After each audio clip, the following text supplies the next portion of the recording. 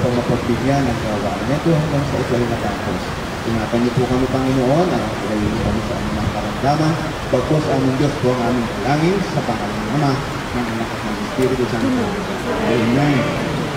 Pagbilas ngayon, mag-ingat kayo ha. Bali, walang overtaking no overtaking tayo. Para mas safe tayo, no overtaking. Makakarating naman tayo kahit mabagal lang. Ano ba kayo? Paano ba kayo? Formation tayo. Okay, ang mangyayari sa atin ay buwak. Dito simula dito, diretso na ng blue building. Ikot sa motion road, diretso na tayo ng laylay. Good luck sa inyo pati. Intern na lang yung ibang kasama. Yun lang ano, at maraming salamat. Basta ingat-ingat lang. Thank you.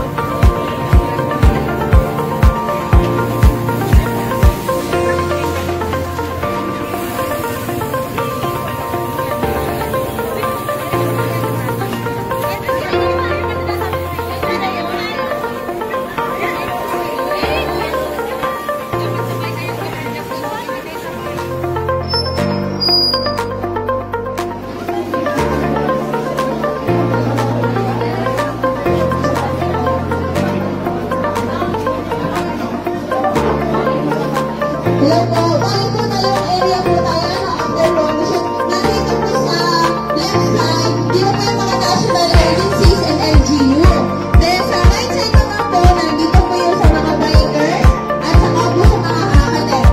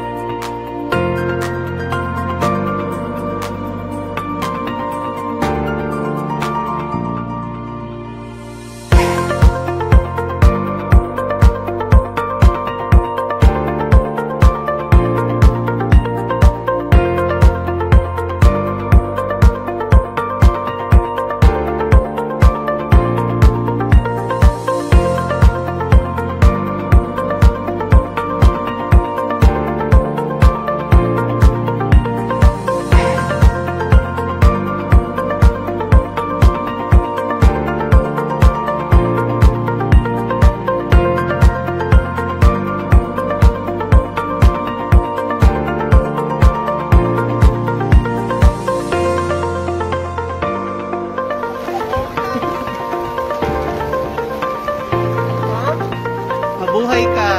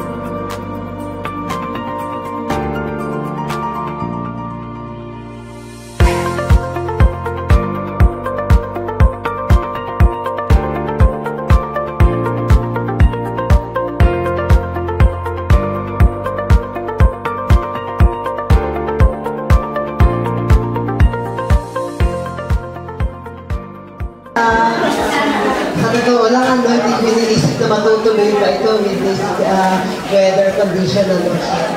Sa lahat po ng mga nandito, tingnan ko isa-isa at baka memories ako, sa mga bikers, mga planters, mga iba't ibang sangay ng national government na nandito, sa mga local government units na nandito, sa mga academe, sino pa mo nandito?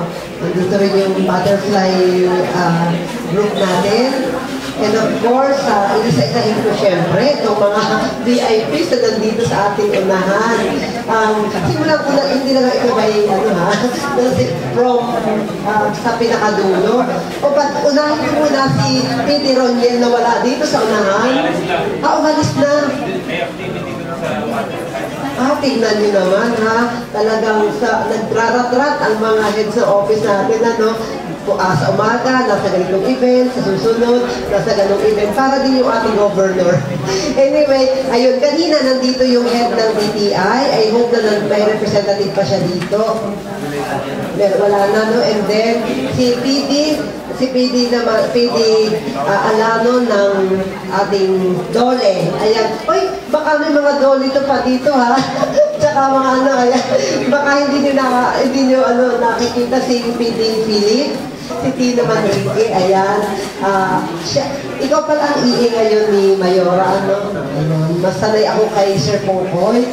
And of course, ang naku, mamay, baka dapat pinag-MC natin si Sir, ang tawag si Bukal dyan, pero siya ang ating PDRRM, ba ang tawag doon? PDRRMO, ang head ng PDRRM, so si Sir John Fernandez. And of course, ang ating PG-Enro. Huwag kayong makakonfuse ha, PG-Enro siya, ako Penro. Kasi provincial government, Enro. Gusto ko po sanang paiksiin lang yung nasabihin ko at tapos na magpasalamat. Pero gusto ko pong ipaunawa sa ating mga nandito, yung sinabi kanina ng ating mga MC, na ano ba yung ipinagdiriwang natin ngayon. Hindi naman tayo basta nagtanim lang, hindi naman tayo pumadyak-padyak lang. Kaya nga po sabi natin ay padyak para sa kalikasan, magtanim para sa kinabukasan. Yun po kasi ay symbolic. Symbolic yung padyak natin at yung ating pagtatanim. Pero ano nga ba yun? Makinig po kayo mabuti kasi mamay may trivia tapos may cash prize. Yung makakasagot ng tama, di ba?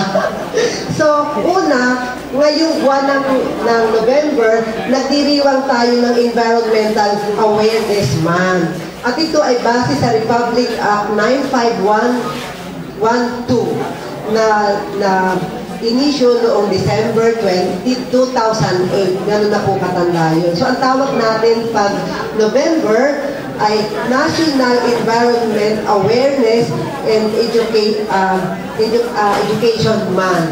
So, kung tutuusin po, yung mga binabanggit namin mga agency, ay malaki ang participation dito. Halimbawa, yung TESDA, yung DepEd. Ay, teka, hindi ko nabati yung DepEd. May representative din dito ang DepEd. Kasama-sama namin kanina pa.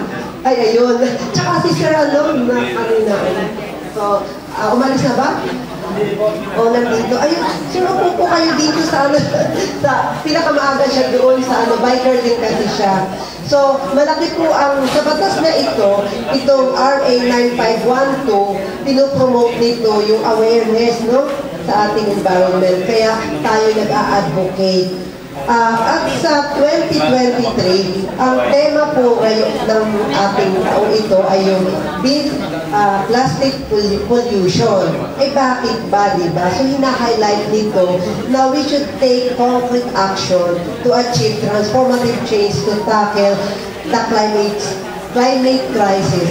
Yung kanina medyo nagpahapyaw na kahit nag-welcome lang si Sir Tino, talagang nagpahapyaw na siya kung gaano ka-importante yung mga pagkilos natin para sa ating environment. Dahil ang sabi nga, climate change is real. Diba? Totoo yan. At yung impact niya, dapat nating paghandaan. Okay? So, isa po yun sa ating pinagdiriwang. Ano pa? Yung ngayon din, nagdiriwang din tayo ng National Clean Air Month. Ngayon ding week na ito, mula nung every third week of November, ang tawag naman natin doon ay yung Climate Change Consciousness Week. Ayun. Kaya ngayong last day ngayon, nung week na yon, na tayo ay nagdiriwang ng Climate Change Consciousness Week. Ito naman ay base sa Proclamation 1667 na edition noong November 2008. Parang magkakasabay lang ito, At yun nga, ang ating tema ngayon ay Bayanihan para sa Klima, Bagong Bansang Matatag. Ayun. Dapat nagbabayanihan tayo. And lastly, ngayong araw na ito, asan yung mga youth, yung mga youth, basta, ang youth ay yung hanggang 30 years old po yata, Youth ang tawag doon. Yes, 30 years old. Ngayon ay pinagdiriwang natin, ngayong November 25, ang National Day for Youth in Climate Action. Ayan. At yan naman ay base sa Proclamation number 1160, Series of 2015. So ayan po, ano ang sabi dito? Dinideclare nito na every 25th of every year as the National Day for Youth in Climate Action. And it declares that the state recognizes the vital role of the youth in nation building. Ayun, napakahalaga pala napakahalaga na importante pa, ano? Napakahalaga pala ng role na ginagampanan ng mga youth, di ba? So, apat po yun, ano? And mamaya naman, hindi ko na yan i-discuss sa inyo, pero ngayon ding araw na ito ay kick-off activity in observance of the 18-day campaign na to end violence against women, o yung tinatawag nating VOW. Mamaya sa closing remark ng ating Chief ng Technical Services Division ay kanya po yung i-announce yung mga gagawin sa loob ng 18 days para sa VOW, yung para ma-stop daw yung violence against women. So yun po, kaya napakahalaga ng araw na ito para sa ating lahat, lalo na sa mga kabataan na nire-recognize natin ang kanilang role sa ating lipunan. Ngayong nasabi ko na po yung mga events, yung mga celebration kung bakit nandito tayo, bilang pangwakas po, nais ko sanang mag-iwan pa ng maiksing message. Maiksi lang ano kasi may mahaba pa kayong message mamaya. Sana po, itong advokasya natin na ito na tayo ay, tatanim-tanim, ganon, sana po ay nasa puso natin ito. Nasa puso at nasa gawa. Dapat din bilang magsimula tayo na sa ating mga sarili ang pagpoprotect ng ating environment ay hindi lang yan yung parang ganito, nagtipon-tipon tayo. This is just a symbolic. Kagaya kanina, hawak niyo yung mga seedlings, ibig sabihin, pinopromote natin yung pagtatanim ng puno para sa ating mas malinis na hangin at maayos na kapaligiran. At kaninong role po yun? Yung mag-protect at maglinis ng ating kapaligiran? Kanino pong role iyon? Sa ating lahat. Kasi that is a shared responsibility. So yun lang po ang challenge ko sa ating lahat. Ano man ang ating edad, matanda, bata, may ano man ang katayuan natin sa buhay, mayaman, mahirap, sobrang yaman, o sobrang hirap, may asawa, walang asawa, iniwan ng asawa, o nanay, tatay, broken hearted daw. Ano man po ang katayuan natin, lagi po nating iisipin na tayo ay may kaugnayan sa ating kapaligiran. Tayo ay nagko-coexist sa lahat ng mga nanditong may buhay at walang buhay sa ating nag-iisang mundo. Yun lang po, padyak para sa kalikasan, magtanim para sa kinabukasan. Year 2. Ayan. Good morning. Ang Marinduque is located in the Pacific Typhoon Belt. Hindi po tayo makakaligtas at sinabi na din konsihal sapagkat matatagpuan tayo sa Pacific. Sa Pasipiko na kung saan ay pinapanganak ang napakaraming bagyo at iba't ibang uri. Nandyan ang Ring of Fires, gumagalaw ang lupa, may pagputok ng bulkan, kaya't ang Pilipinas ay hindi makakaligtas sa anumang uri ng sakuna. Katulong din natin ang tanggapan ang ating mga kapulisan, ang Philippine National Police at siyempre ang Bureau of Fire na malaki po ang partisipasyon sa kaligtasan ng ating mga kababayan. Mga minamahal ko mga kababayan, natitipon ngayong araw na ito sa pagdiriwang ng ating environmental awareness. Ang ating pong congressman, kung ating makikita at mapapansin ang kanyang mga programa alinsunod sa kanyang pagsusulong ng mga batas sa Kongreso, ay bahagi na tinitingnan ang isa sa paglalaan ng pondo kung papaano proteksyonan at pangalagaan ang ating kalikasan. Subalit huwag nating kalimutan na huwag nating paghiwa-hiwalayin ang tatlong batas na importante upang makamit natin ang kaligtasan sa ating lipunang ginagalawan. Una, ang human law. Bakit tayo ay nandito ngayon? Because may sinusunod tayong batas na ginawa ng tao para proteksyonan kung ano ang nararapat sa ating environment at sa ating kalikasan at sa mamamayan bilang human tao. Pangalawa, huwag nating abusuhin ng natural law. Sapagkat pag inabuso natin ang ating environment, pag siya ang nagalit, wala pong mangyayari sa atin. Lahat mawawasaw tayo. Kaya dapat paggalang, sunod sa batas ng tao, sa respeto sa natural law, at huwag nating ihiwalay ang ating pong batas ng ito pong ating sa Diyos. Importante po yun. Divine, yung divine law. Orderly. At sapagkat yan po, kung alam natin na meron tayong sinusunod sa batas, sinusunod at inirerespeto ang natural law at ang divine law bilang sa kayusan, naniniwala ako na ang ating programa, ng ating pamahalaan at ng bawat isa sa atin para sa kapakanan ng mamamayan ay magkakaroon ng katagumpayan. Mga minamahal kong mga kaibigan, mga kasama ngayong umaga, tulad po ng aking binanggit, ang ating Congressman Lord Alan Quinto Velasco sa pagtutuwang ay bumupo ang ating pamahalang panglalawigan ng kanyang tatay, ang ating Governor Tatay Presby Velasco at ang ating Congressman at ang tanggapan ng inyong lingkod ng isang framework. Nakita natin yung Marinduque Sustainable and Green Circular Economy Framework para makita at mapangalagaan kung ano ang dapat sa ating kalikasan. Ang ating pong mga ilog, kinausap ng ako po yung po sa RDC meeting, nakausap po ang inyong regional director at sinabi niya, pagdating sa ECC, mag-uusap na lang kami ni Pedro. Pagdating po sa dredging ng ating kailugan, subalit hindi po pinapriority ng pondo ng DPWH, kaya sinaayos ng tanggapan ng inyong lingkod na ang i-invest ng provincial government ay ang equipment para tuloy-tuloy po yung mga area po natin, yung ilog sa Bugpog, sa Buwak, na mas mataas ng ilog kisa sa residential area na delikado, sa hazard. Ito po'y pinag-aaralan natin, kaya po nabuo yung pong sustainable, yung Marinduque Sustainable Green Circular Economy Framework, at yan po'y tinitingnan at i-implement, at katulong po ang ating congressman. Mga minamahal kong mga kasama, hindi ko na po pahabain sapagkat isang layunin natin ngayong umaga ang maging matagumpay ang gawain, at nakita ko naman ang katagumpayan ng lahat sapagkat ang kasiglahan na ipinapakita ng bawat isa na naririto ngayon ay nagbibigay inspirasyon sa lahat ng naririto, at yan po'y magiging nating panuntunan para ang bawat programa ng pamahalaan ay ating pagsamasamahan, suportahan, tulungan, at makikita natin na ang ating pinapangarap na isang magandang bukang liwayway kailanman hindi pwedeng halinhan ng isang dapit hapon sapagkat kita ay sabay-sabay na nangangarap. Pero huwag nating kalimutan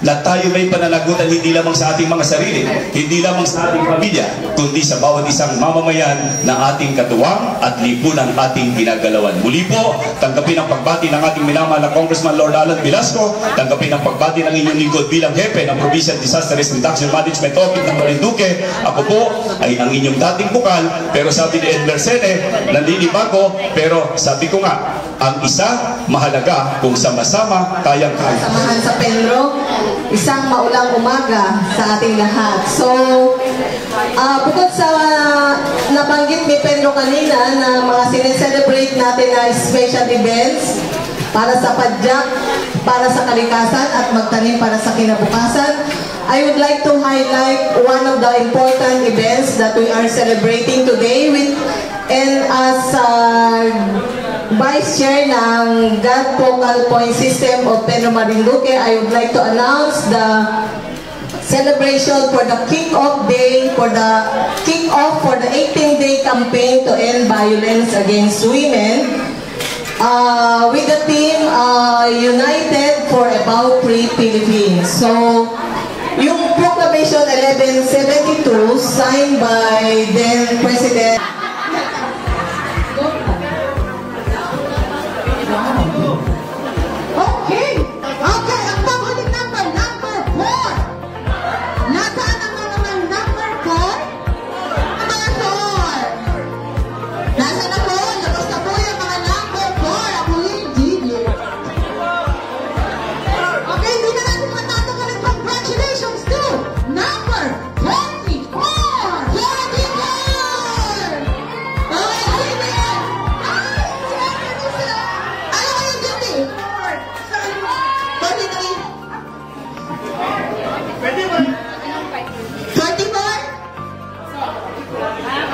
So to start